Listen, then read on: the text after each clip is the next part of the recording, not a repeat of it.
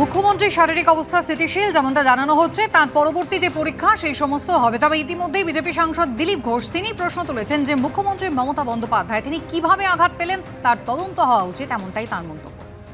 কী করে ঘটছে কী ব্যাপার, প্রশ্ন অনেক আছে, ঠিক আছে, কিন্তু অসুস্থ হয়েছেন, চোট লেগেছে, তাড়াতাড়ি সেরে ওঠেন, এটা আমরা চাইব।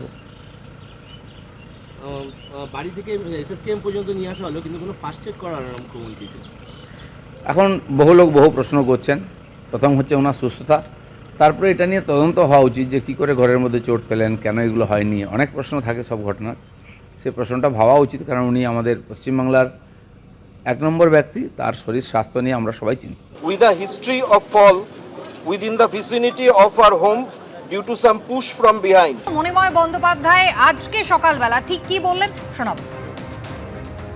ये जो पुश फ्रॉम बिहाइंड का थ्योरी है वो कहाँ से आया? No, that is not an issue.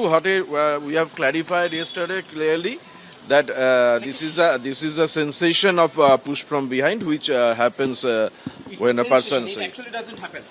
That I cannot say because this is a sensation of pushing from behind. That's it. Okay. But what that doesn't mean? Sensation, does it That, happen? see, our job is to treat. So we have treated. We have tried our best. Your statement, But there has been a maybe an interpretation which has been misinterpreted. But we have clarified yesterday clearly. Was it a mistake from your side? I have clarified yesterday clearly that this is a sensation of pushing from behind which led to the fall. Thank you.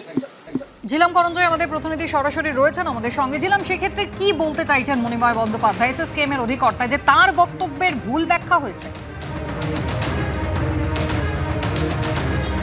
একদমই, তিনি যেটা বললেন যে তার বক্তব্যের ভুল ব্যাখ্যা হয়েছে, এবং এই গতকাল যে পুশ ফ্রম বিহাইন্ড যেটা তিনি বলেছিলেন, তিনি এটাই বলতে চেয়েছিলেন যে there was a sensation of push from behind.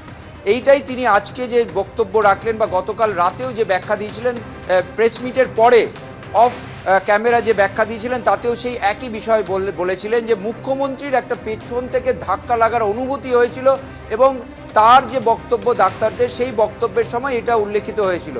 তার বক্তব্য গতকালের যা মেডিকেল বুলেটিনের বক্তব্যর ভুল ব্যাখ্যা হয়েছে।